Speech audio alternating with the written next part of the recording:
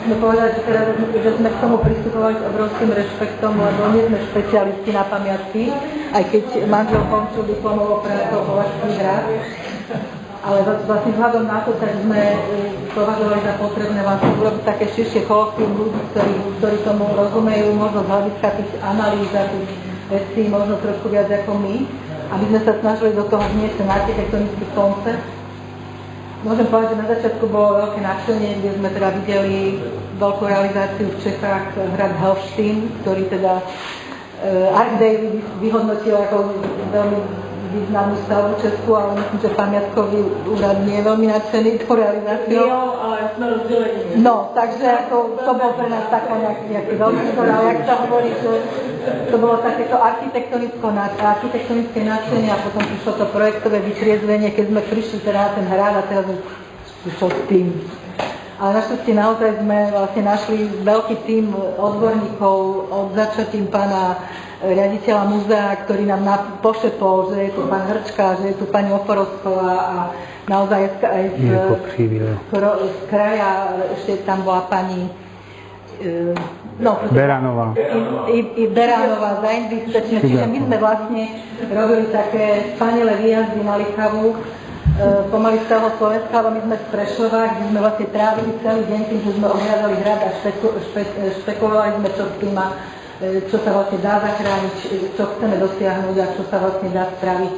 My sme následne potom vlastne asi rok a pol pracovali na projekte, kde sme najprv urobili projekt pre územné rozhodnutie, kde sme tiež objavili plno problémov od toho, že nebola elektrická prípojka na hrady, kde boli ešte problémové majetkové pomery, kde jedna teraz tých bašt nebola ani na pozemku Žilinského samosprávneho kraja, takže práve tá studničná bašta, čiže to boli také tie problémy, som povedala, také administratívne, ale hlavný zámer, čo my sme videli ako architekti, keď sme tam prišli, že vlastne prístupniť hlavne teda ten Horný hrad a urobiť trošičku pravdivejšiu tú históriu toho hradu a preto sme trošku možno aj odvážne išli na to, že keď sme zistili, že teda naozaj tie stropy a tie zásahy brutalistické, teda akože síce nemáme brutalistickú architektúru na Slovensku veľmi, ale zrovna na hrade sme ju nečakali, takže sme sa rozhodli dosť odvážne, aj keď najprv to bolo také, že budeme tie stropy zachraňovať,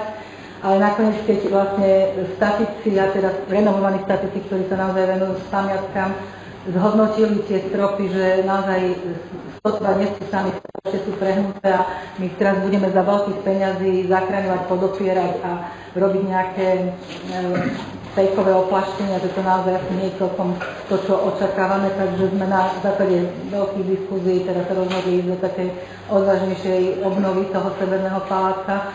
No a popri tom ešte teraz sme zo pár tých stavebných objektov, lebo vlastne každá tá jedna časť hradu je ako stavebný objekt, tak videli sme v nich ešte nejakú takú ukážky takého pravdivejšej histórie.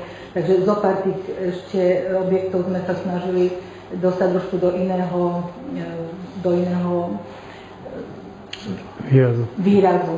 Čiže ale o tom asi teda manžela kolega, teda, ktorý vlastne vám teraz prezentuje asi, že čo sme tam spáchali. Ja ešte doplním svoju manželku, že aké jednoduché je projektovať, keď máte za sebou takýto tým, čo už bol spomenutý, lebo bez nich by sme sa nepohli, to bude na rovinu, lebo niektoré veci sme nevedeli, ako na to ísť, nevedeli sme, ako s nimi narábať, nevedeli sme proste ich vyhodnotiť. To bolo veľmi náročné. Je pravda, že nám tento tým veľmi pomohol. A keď sa vrátim naspäť k tomu hradu, dnes už taká téma, tuším, padla, že čo sa týka majetkoprávneho vysporiadania toho objektu, hradu, tak tá červená, alebo tá hnedo-červená čiara, to je vlastne kataster. To je kataster, to znamená, že tá EZO-32, tá už niekoľkokrát spomenutá, tá studňová bašta je mimo toho katastra, to je celkom vzájomná situácia. My sme si vybrali na tú ukážku tých stavebných objektov, na to, čo chceme na ukážku, tak sme vybrali, tuším, 3. To znamená EZO-14, už bola niekoľkokrát nespomenutá. To je ten severný palác, ktorý proste bol takou, by som povedal, alfou omegou celej tej rekonštrukcie. Tu je naznačený pôvodný stav konštrukcií tie betóny, to bola jedna katastrofa. Poviem popravde, na samom začiatku sme nevedeli, čo s nimi. Sme mysleli, že či ich neponecháme. Dokonca sme aj začali robiť tým spôsobom, že ich necháme tam, kde sú a nebudeme ich vôbec atakovať. Potom po dlhých debatách došlo situácie také, že sme sa rozhodli ich dať preč. Aj po dôkladnom statickom. Aj po statickom, lebo je pravda, že boli nerovnaké hrúbky. Niektorí sa spali doslova ako taká bubnová membrána, že keď sa na ní dupli, to proste to prejovalo, to nefungovalo, hej. My sme nevedeli, akom štádiu je to armovanie a tak ďalej, takže sme sa nakoniec dohodli, i keď je pravda, že sa to strašne dlho ťahalo, že čo s tým ďalej, či sa to odstráni, neodstráni sa. Už sme boli nastavení na to, že sa neodstráni, potom sme boli nastavení, že sa odstráni. Potom sme mali riešenie také, že ich vyvesíme, hej, len to vyvesenie to by bolo tak náročné a aj z ďalšieho hľadiska, tam by sa musel dodať toľko ocele, že by to bolo ďalšie priťaženie toho objektu a to sme po dlhých debatách mali ako vylúčené, že takto nie. Tak sme sa nakoniec rozhodli v spolupráci s metodikmi aj s pamätkármi nahradiť tú konštrukciu drevenou konštrukciou tak, že by sme do tých existujúcich predpokladaných existujúcich káps, ktorí boli tie konštrukcie drevené zaústené, že do nich by sme boli dávali tie drevené hrady. Lenže, a dnes to tuším, že bolo spomenuté, my sme si pri tom nápade neuvedomili to, že dajme tomu ešte v tom pozdĺžnom smere, možno by to bolo možné, ale v tom prečnom smere to by sme museli potom preburovať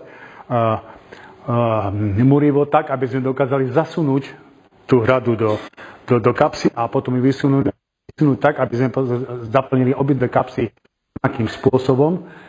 To bol jeden taký, taký problém, s ktorým sme si trošku lámali hlavu, že ako na to teda ísť.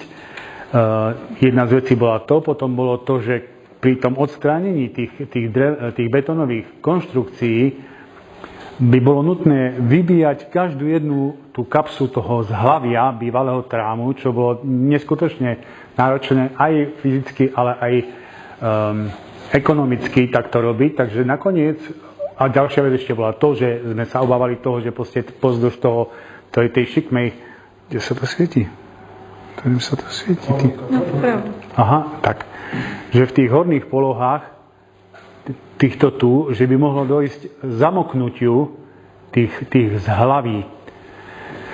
Tak po dlhých debatách so statikom sme vymysleli systém taký, že by sme vymysleli kotvenie takých závesných prvkov, ktoré by boli kotvené na múrivo a zároveň do nich by boli kotvené trámy. Také niečo, taký ako keby zámok. Nemám to tu už. Taký zámok, na ten zámok by sa namontoval ten trám a tento druhý zámok by sa prichytil k hradovnému múrivu.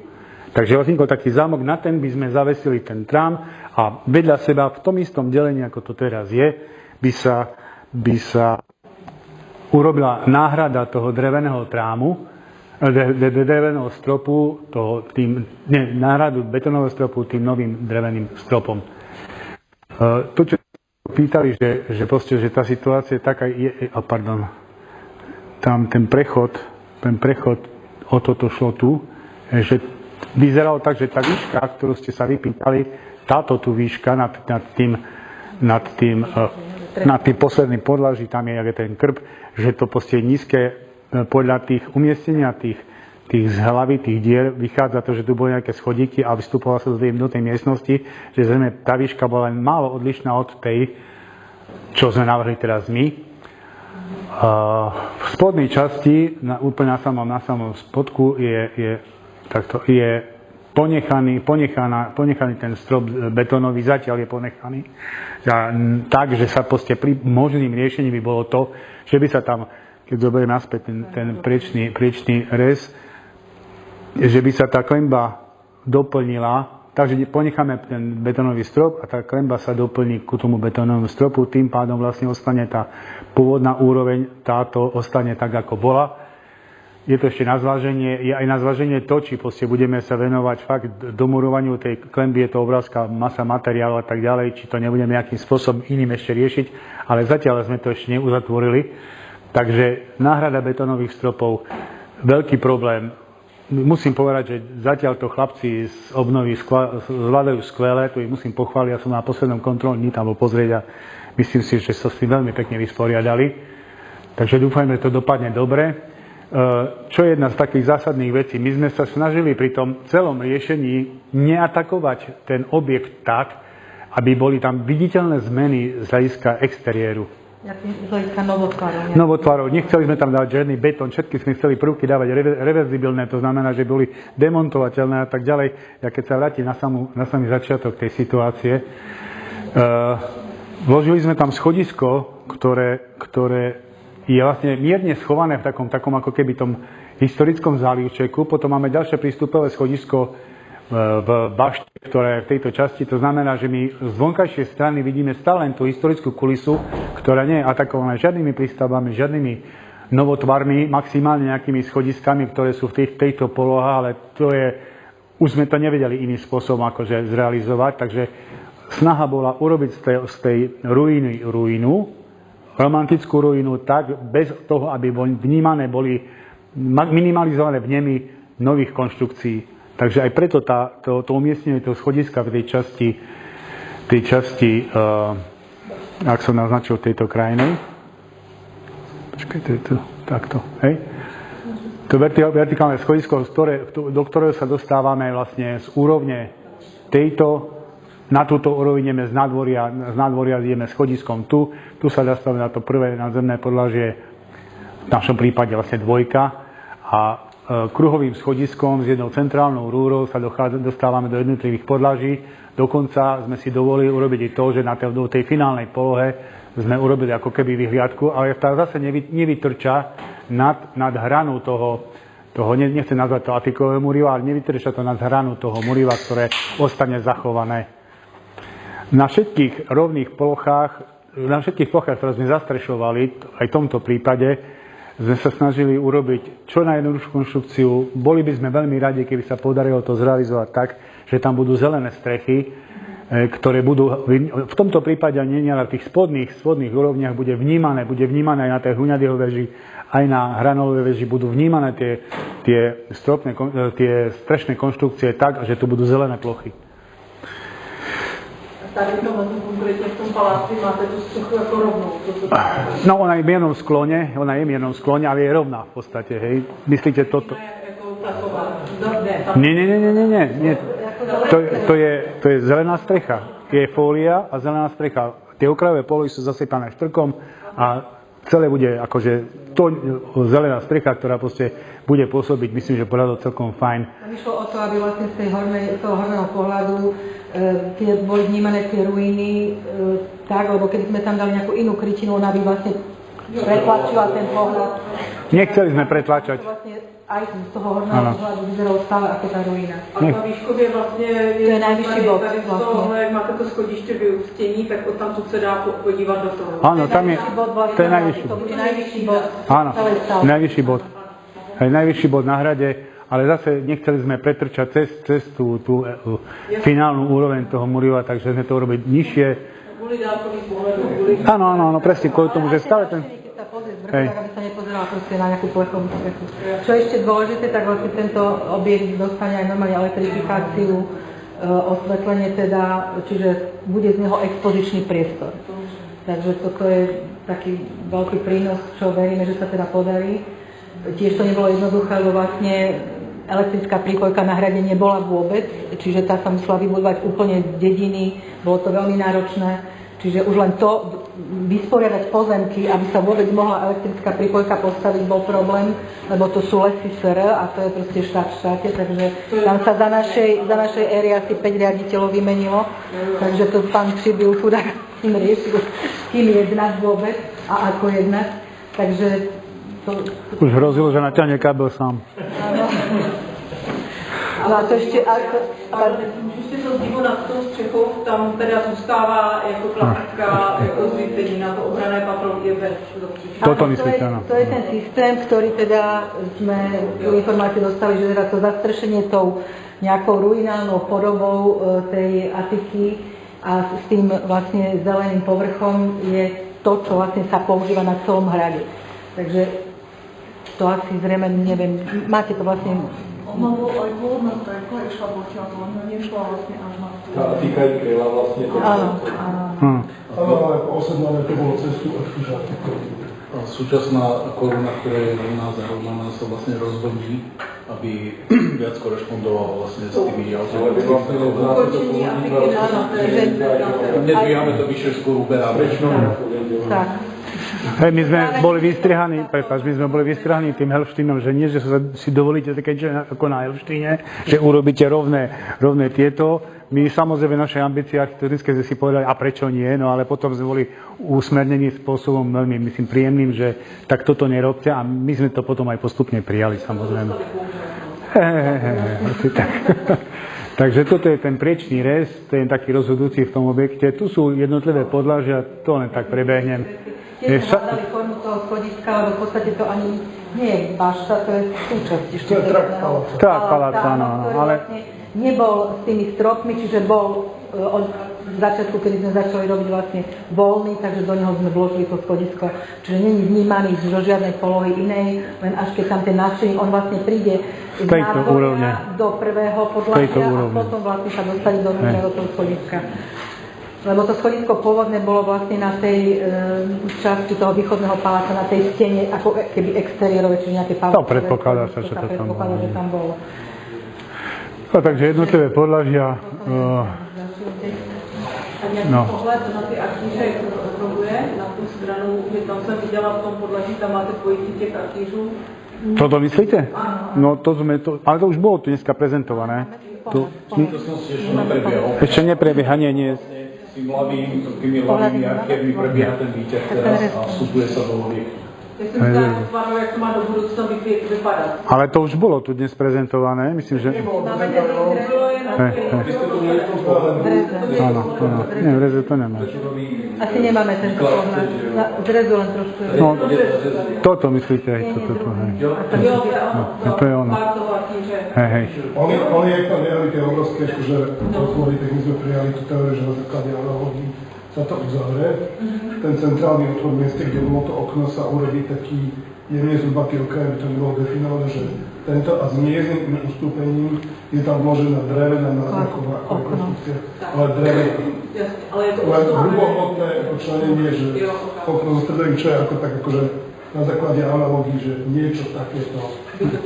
Podľa všetkých tých arkierov vieme, že z najväčšou pravdou dostupné rozhodné okno, že len jednoduché nie, že providíme, čiže takto sme k tomu dostupné. A tie ostine vlastne nepreberajú profiláciu tých kamení, že je to iba také utilitárne formy. Super.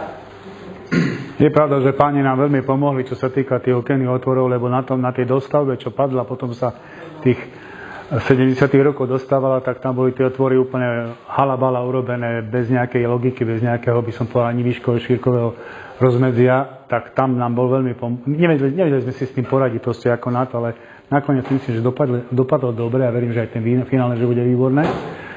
No, tu teraz vidno tú strechu, že ak to nie je celkom tá strecha nie je celkom aktuálna tvarovo, ale v podstate je to to. Hej? No. Když budu těm budovistům, tam jsem viděl ty průvlaky, ty jsou taky dřevěné, plánované. Áno, všetko je drevené. Budované obrovské plány. Myslíte mešternice? No, tie prívlaky. Tieto? Hej. Tí majú tuším 27? Nie, z hlavy. 20, no množí kolo 30, hej. Málo? Ale to nie je veľký trakt, keď zoberiete, že to má neviem čo. Myslím, že 5 metrov, to nie je tam kota niekde. Mně to připadá, že to je podle těch... 8 metrov. Ale ono, tie mešternice len pomáhali, hej, alebo tie prívlaky teda akože nemali za úlohu preniesť celú tú hmotnosť, v podstate len pomáhali proti prievi. No. Lebo oni právě v tom podaném skoro ty jako nemají vlastní vlastnost. Majú. Oni sú tak, ale majú takú hustotu a zároveň sú zaklopené pomerne hrubými zaklopovými doskami do drážky. Jako Petrofil, jo? Áno. Pôsobia. Ale rátal to je statik, tak môžeme mu to. Ale je to vlastne v tom pôvodnom riešení, tam sa našli vlastne tie otlačky. Áno, takto to bolo. A keď to zvrátím naspäť do toho rezu. To nie je novotvar, to je pôvodný tvar, tam sa našli. Tu sú tie mešterničky nad tým kozúvom, keď zoberiete takto. To je taká bežná typológia stropu s pozdĺžným záklopom. Ale zase treba povedať, že na mešťanských domoch pri tých stavách často to býva aj pod opreté stĺpom, čo sme my tu proste akože nevedeli. No, takže to je ten palác A severný. EZO 14, severný, to sú ešte nejaké detaily toho schodiska. Dostaneme tomu potom takú náplň ako v Biloviciach. Tam budeme. Ešte ku tomu materiálu, to je tá predrdzavená oceľ. To tvarovanie tých prvkov je taký mierne preveľnené, aby proste nebolo to taká čistý kus plechu, teda tie segmenty, ako tu sú naznačené rozmerové. Takže takto výplň sme dávali sieť, oceľovú sieť, aj kvôli tomu, nechceli sme tam dávať nejaké prvky z vyslice a tak ďalej, lebo tá sieť je priehradná, neatakuje výzor. Hej. Cez ňu vidíte a nevytvára tam taký rámec toho delenia, toho schodiska. Také subtilné. Že toto bola taká nejaká ďalšia úloha, že vlastne dnes je k tej Huňaďuho veži vlastne urobené to schodisko z boku. Bolo to v nejakých obrázku.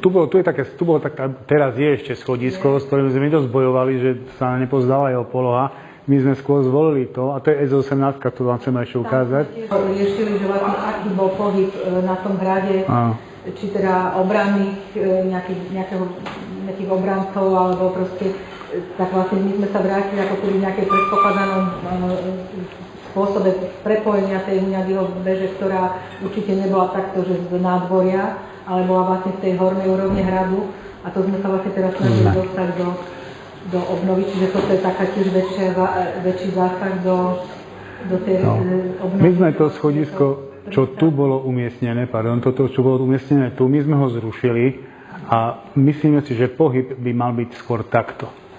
A my teraz prechádzame pod zaklenutou chodbou, prechádzame do tej Huňaďuho veže. Nám chýbala táto väzba, takáto nám chýbala, a chýbala nám aj v tejto situácii, aj tej hornej teda, to ešte ukážeme. Takže sme si mysleli, že by to mohlo byť lepšie to schodisko tu dať preč, zakryť tú klenbou, ten podchod do toho ďalšieho nádvoria. A ten pohyb sme chceli urobiť nie takto, ako bol takto, ale že urobíme takto. Hej. Tým pádom sa nám uvoľní tá situácia trošičku, budeme mať prechod jednoduchší, ako bol predtým. Tu by vznikla vyhliadka aj smerom do toho vnútorného nádvoria. Hej, takže volili sme tento spôsob, zdá sa nám ako priechodnejšie, ako to, čo pôvodne bolo uvažované. Pravdivejšie. Aj také pravdivejšie. Už dnes to bolo spomenuté, ten stredný prvok, čo je tu, je ťažko definovateľný, momentálne nevieme, alebo sa nevie, čo to vlastne bolo, ako to bolo, alebo sa len domnievame, takže sme ho nechali ako v polohe takého torza subjektu, ktorý proste môže byť vnímaný aj dotykom a tak ďalej, takže no a teraz nad tým, no a tu je to preklenutie vlastne tej podchodnej situácie, že áno, my vchádzame, teda ideme takto, vraciame sa naspäť popred ten hradobný múr, vraciame sa naspäť a tu v tejto situácii vchádzame do tej Huňaďuho veže, nie tak, ako to bolo pôvodne cez to schodisko. A vľavo hore je vlastne ten detail tej úpravy, ktorú spomínal Michal Šinkovič o tej úpravy vlastne toho ukončenia. My sme si dovolili tú situáciu tak urobiť, pretože mali sme nejaké fotky ešte z toho stavu takého, že nie celkom deštruované. Sú tie konzoly, ostali tam, tuším, 3 alebo 4 ostali zachované. Tak sme si dovolili to, že urobíme z toho repliku, aj v druhom pohľade to vidno takisto, že je to tak, že z toho urobíme repliku a budeme mať to ako takú vyhliadku zase do toho prvého nádvoria, do druhého nádvoria, proste tak. Snažili sme sa to trošku aj tak turisticky oživiť, aby to nebolo len skaly, ja neviem, nejaké ruiny, ale aby ten človek, ktorý tam príde, mal pocit, že čo si aj vidím a zažijem aj ten pohyb, ktorý eventuálne tam mohol byť, nehovorím, že musel, ale mohol aj ten pohyb tam byť, takže aby sa im to priblížilo aj týmto spôsobom teda. A to materiálové to zábradlí, to je čiže sklo, nebo čo tam? Nie, to som vravel, to je tá sieťovina. Vidíte vlastne, tu je to trošku prehnané samozrejme, ale ten profily sú tenučké, tie oceľové profily sú tenučké a na nich natiahnutá tá sieťovina. Takže vlastne vy vidíte len jemnú linku toho obrysu. Hej, že nie je to vnímané ako... Nechceli sme to robiť nejakým takýmto treba sdelením alebo nejakým podobným. Zdá sa nám toto ďaleko ako lepšie a máme to už aj vyskúšané na inej stavbe, ale nielen to, my sme to tam museli, lebo bezpečnosť hovoriť o niečom, my musíme mať nejakú zábranu, nemôže byť len madielko a tak ďalej, takže preto sme to volili takto, že to je sieťovina, ktorá nie je vnímaná takýmto spôsobom. Tie veci, čo sa týka tých zaklenutí medzi jednotlivými prvkami tých konzol. To je cihla, nebo to je kameň? To je kameň, všetko je kameň. Hej.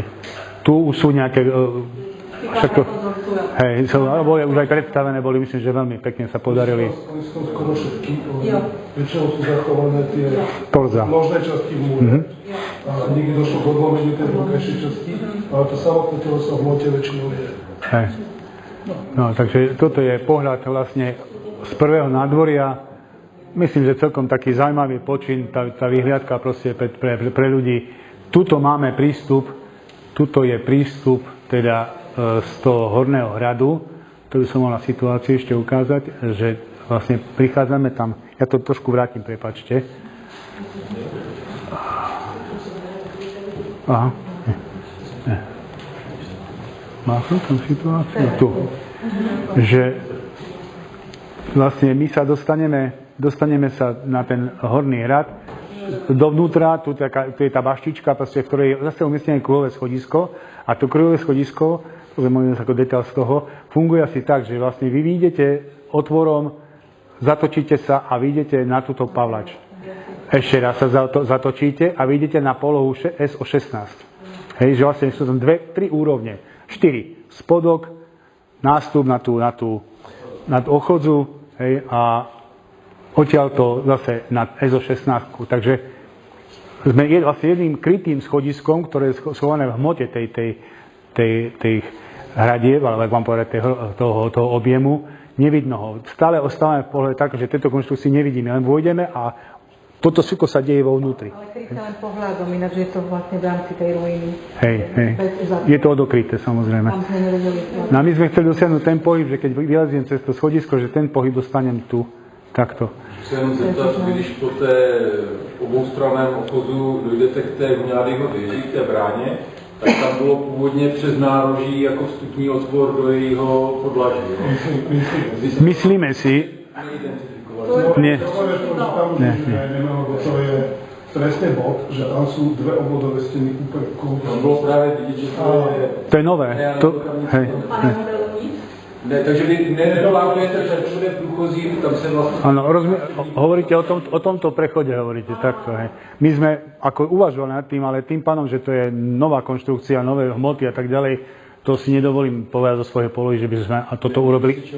Nechcem niečo chytiť, tak tam je to tak dlho dobudované, že to by si vyžiadalo rozsiahle asanačné práce, navyše, ak si dobre pamätám, nie je celkom doteraz mladí s tými rekonštruovanými úrovňami strop. Áno. Ktoré sú tam rekonštruované zrejme zvlášť. Tam to bolo vidno, že tá väža pred obnovou 90. rokov a dohodnoho vlastne mala spadnúť z obvodové steny. Oni vlastne komplet akože vybudovali, len bez vedomia toho. Niekoľko problémov. Áno, toto, čo Mišo správne povedal, že tieto úrovne, tie Pavlače aj tie EZO-19 nie sú v jednej nivelete. Tam je zase musí byť nejaké schodisko alebo nejaká úprava, ale to by bolo mi náročné, si myslím, toto urobiť. Ja mám ešte dotaz, jenom sme říkali, jaká je kapacita na ten veži? Kapacita? Ako v tom SO14, na tom Severnom paláci, že koľko ľudí sa tam má asi priemer nejaké 4 metre. No, myslím, že sme to obmedzovali nejako, že keby tam boli nejaké návštevníci, takže sa obmedzí ten počet, ale poviem pravdu, nemáme v hlave toto, že koľko čo by tam malo byť. Ale je to do 10 ľudí, tam bude musieť byť dole nejaké usmernenie, že vlastne koľko ľudí môže byť hore a... Lebo tam sú obmedzenia aj šírkové toho schodiska a tak ďalej, takže tam by s tým mohol byť problém. Už sme to riešili, ale to číslo vám nepoviem z hlavy. Tu sú naznačené tie konzoly vlastne, že ako by mali vyzerať. Už sú dokonca aj vyrobené, takže myslím, že celkom fajn výsledok. Tu je spôsob kotvenia toho zábradlia, tu je aj výplne tých okenných otvorov, ktoré sú bez rámov. To sú už detaily v podstate. No a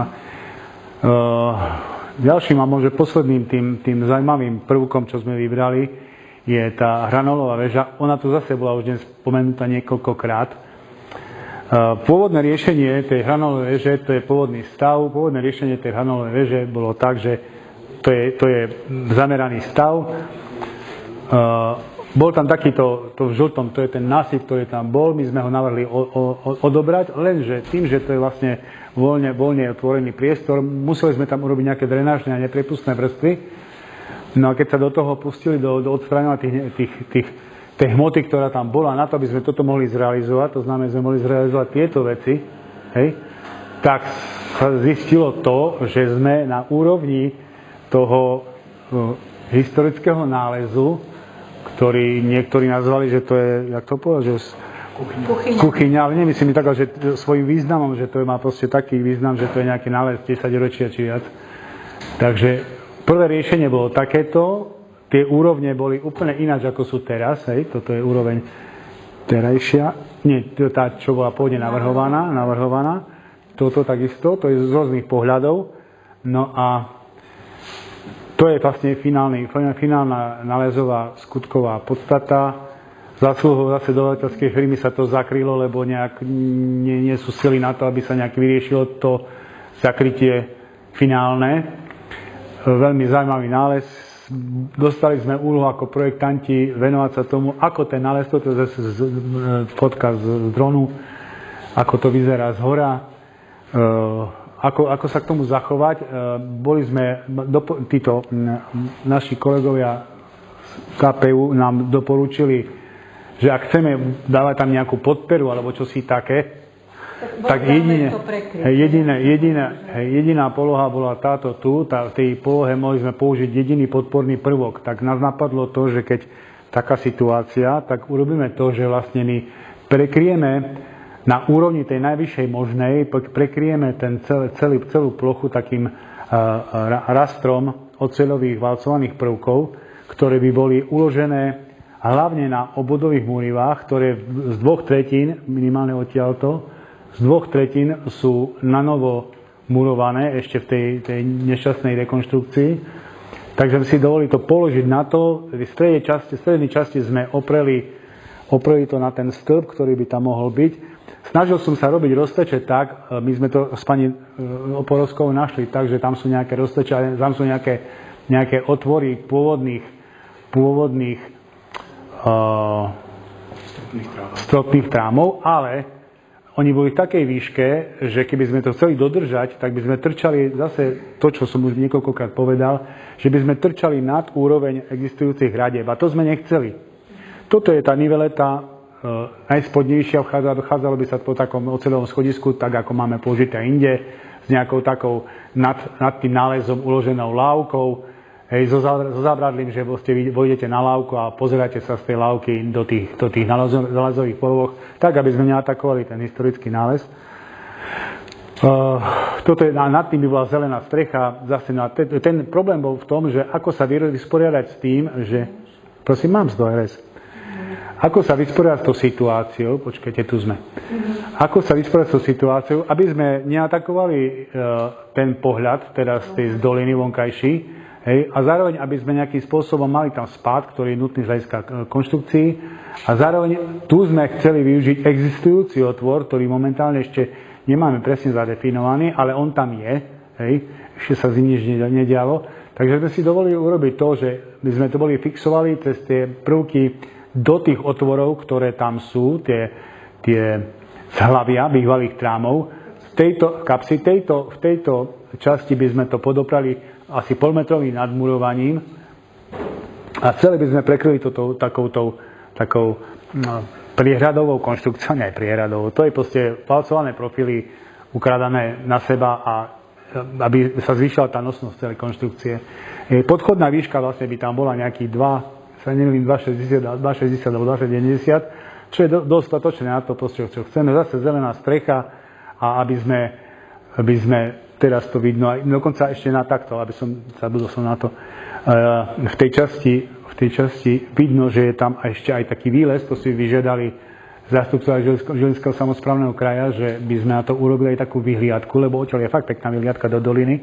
Hej, takže sme vlastne zase urobili z tej jednoduché oceľové konštrukcie sieťovina, že zase z ďalkových prírodov to nebude vôbec vnímateľné, lebo to je príjadné, ľahučké a tak ďalej. Zelená strecha na vrchu, hej, aby to bolo tak, ako je na ostatných prvkoch, že ako máme na Severnom paláci, ako máme, dajme tomu, na Huňadýho veži, tak takisto by to bolo zelená strecha, ktorá by mala minimálny spad.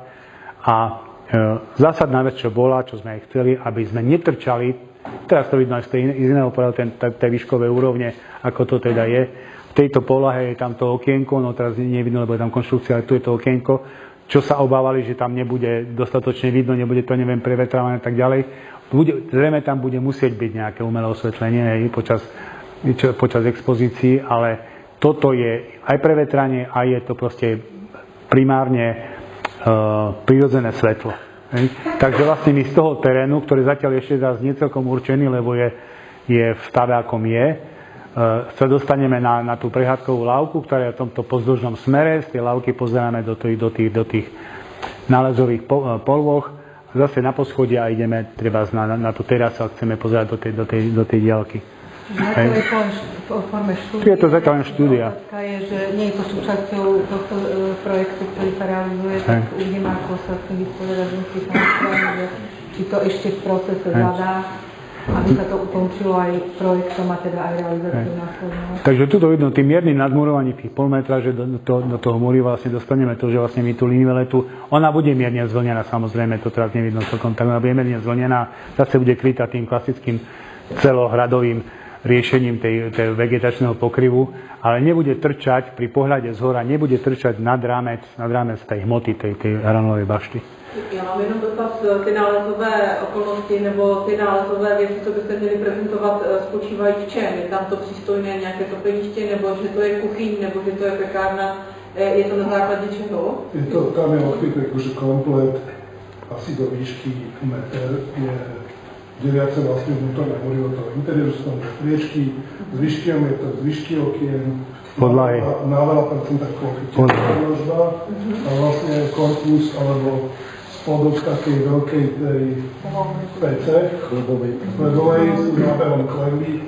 Je tam vysoký podiel tehlových konštrukcií, pretože ja sa priznám, že ja som bol fanda nápadu, že zasypať. Pri tej chlebovej pece. Ale neprešlo mi to. Takže to tam budete prezentovat. No akože nie, podľa je to, ja si myslím, že z dlhodobého hľadiska toto sa bude aj toto trochu obrovské výzva. Bude. Sa to ukázalo aj povorka po návlese. Je to tak, my sa bojíme skôr toho váhania investora, že proste bude dovtedy váhať, pokým sa to nerozpadne. Ja už som dneska spovedal, chvála Bohu, že je tam dodateľská firma, ktorá aspoň to dočasným spôsobom prekryla. Hej, že nedojde degradácie, lebo na jednej strane sme nadšení, viete, že čo sme našli, hej, a na druhej strane sa tomu nevenujeme a to je dosť veľká chyba. Pardon, ja vám poviem, že to treba povedať, že toto vyliezlo na povrch úplne vďaka niečomu inému, lebo tu sa začali terénne úpravy kvôli odvodu. Tam akože ten výskum ani nebol plánovaný, ale Nás potreboval znižiť nivelet vlastne. Hej, takže tie tri objekty sme si dovolili vybrať z toho celého spektra, lebo ich tam je ďaleko viacej, ale už niektoré dnes boli aj spomenutí. Vo forme tých záchranárskych prác. Hej, a ešte som chcel som ešte ukázať vám ilumináciu, možno to niekoho bude zaujímať, toho hradu, ako by to malo vyzerať vo finále. Hej, tak... On sa nezdá ten Michalský hrad, lebo on je tak mimo tú hlavnú trasu turistickú, ale vlastne teraz, keď už tá diaľnica na času robí, tak je diaľnica, už aj možno z Moravskej strany sa bude dať rýchlejšie prísť tam. Takže bude zaujímavý už aj z tej... Ale myslím, že bude veľmi, veľmi pekná taká historická kulisa toho celého priestoru, tam, lebo to už dnes bolo spomenuté na takom kamennom ostrovu, čo nie je zase nízko, no 600 tuší metrov, alebo ešte neviem, či nie viac. No ja viem, ale v tom odsadení, vieš, to pôsobí veľmi príjemné, hej, takže... No a tu je tá hranová väža, o ktorej stále hovoríme. Tam tá evaluácia by bola... Prosím? Ale tam tá strecha nebude vidno, viete. Jak by bola teraz tá vyhliadka, Nie. tam je netapec. To je bez tej strechy, tú strechu nebude vôbec vidno. No a ešte taká len zaujímavosť, že Liptovské múzeum má veľmi ešte jeden dobrú možnosť prezentovať ten hrad, lebo sa tam vlastne nedávno našiel poklad. Pod hradom síce, no ale viac menej patrí k hradu. Takže našla sa tam vlastne úplne náhodne, myslím, neviem koľko strieborných mincí v nejakom, proste úplne náhodne podzime turisti to našli. prezentovaní. strieborných denárov a 2 zlaté dukáty, ale z hľadiska zabezpečenia hradu to tam nebudem môcť prezentovať. A kópiu? Že tam, ale o tom sa tam môže Na pamiatkový zákon je taká vášnivá debata. Veci, ktoré štát vypláca, nie je možné previesť do regionálneho múzea, takže u nás ide o dlhodobú zápožičku. Ale je pekná expozícia urobená, takže keď ste narazili na cestu, v druhom verku je to pekne urobené, sú sprezentované. Mohl bych ještě poprosit, kdybyste ukázal ten objekt 14, který se má zastřešit, zakrýt oknama, který to je v té iluminaci. Aha, pardon, toto. Počkajte, tak to som... To je vlastne ten najvyšší pál. Nie. Vnútorné osvetlenie by bolo zaujímavé. Je, ale máme aj znútra. Máme aj znútra. To je toto, tu je tá hrana, tu sú tie okná, čo som ich spomenul. To je starší model, pôvodný stav. A to nie je už terajšie. Zvonku je okruh Toto. svetidiel a aj Áno, toto. je robená aj znútra. Že ako náhle tam budú okedy výplne, že z interiéru, aby Aha, to že sa z bylo... interiéru. Tak pokiaľ nechajú svietiť, svetla tam budú. Jasné. No uvažuje sa s tým nejakým interiérovým osvetlením určite, že áno, keď tam budú expozície, ale či aj takto, to by mi ani nechybalo, poviem popravde. Aj taký obslužný objekt, to už len tak ako pre... Hej.